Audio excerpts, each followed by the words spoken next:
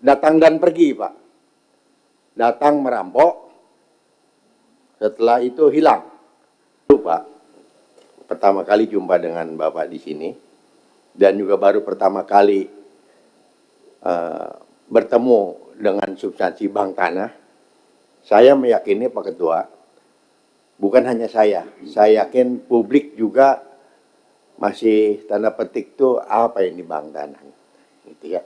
Nah, oleh karena itu saya mohon penjelasan tentang kedudukan lembaga ini, Pak. Biar kami Komisi 2, kalau ditanya jelas. Kedudukan lembaga negara ini langsung berada di bawah Presiden. Yang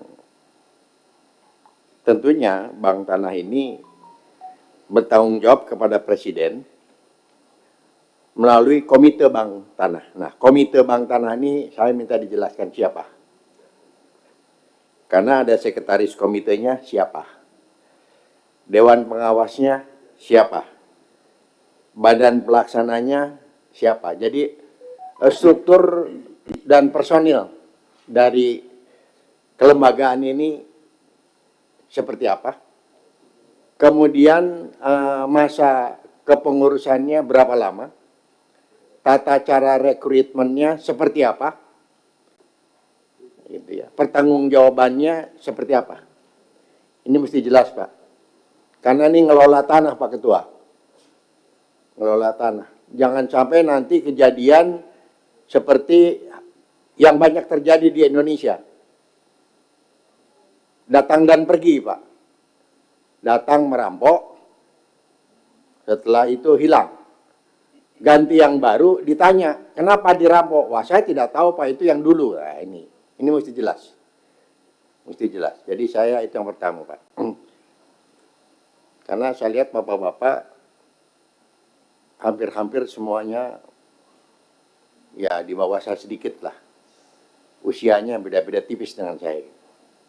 Kalau istilah saya di ASN, saya udah pensiun, Pak. Harus sudah masuk pensiun. Cuman karena di politik nggak ada umur pensiun, Pak. Nah, ini mesti jelas, Pak. Karena ini menyangkut hajat hidup orang banyak tanah ini, Pak. Itu yang pertama. Yang kedua, kalau kedudukannya sudah jelas, Pak Ketua, dia berdiri bawah Presiden.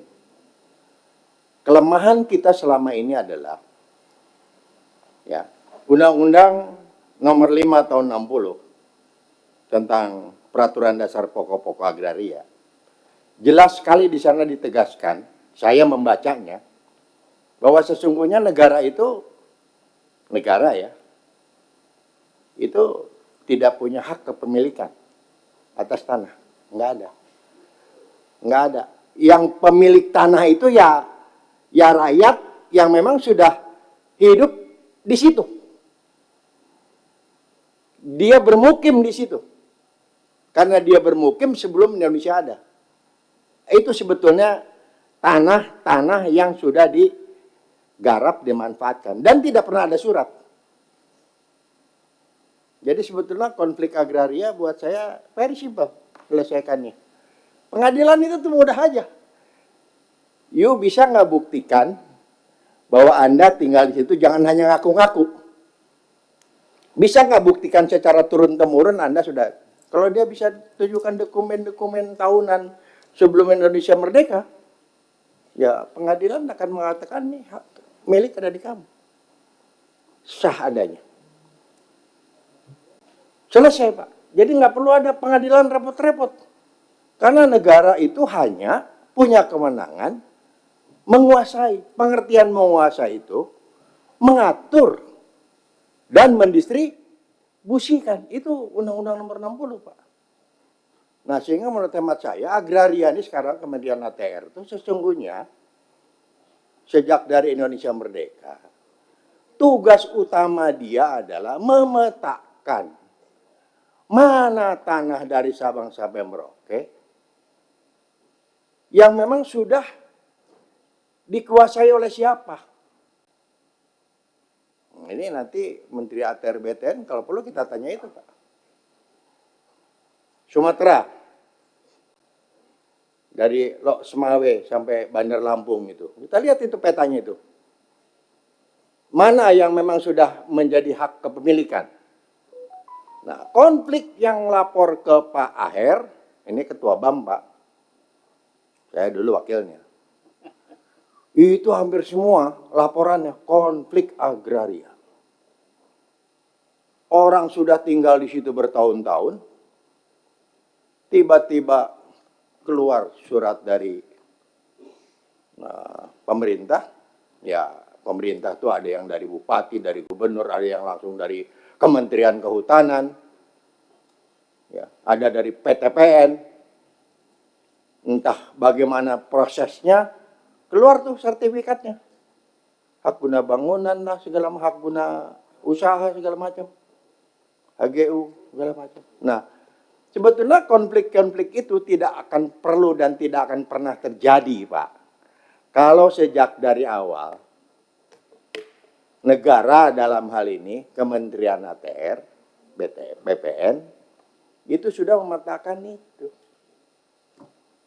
Jelas kalau memang di situ ternyata sudah ada penduduknya, ya tinggal dilihat sejak kapan dia tinggal, sejak kapan segala macam.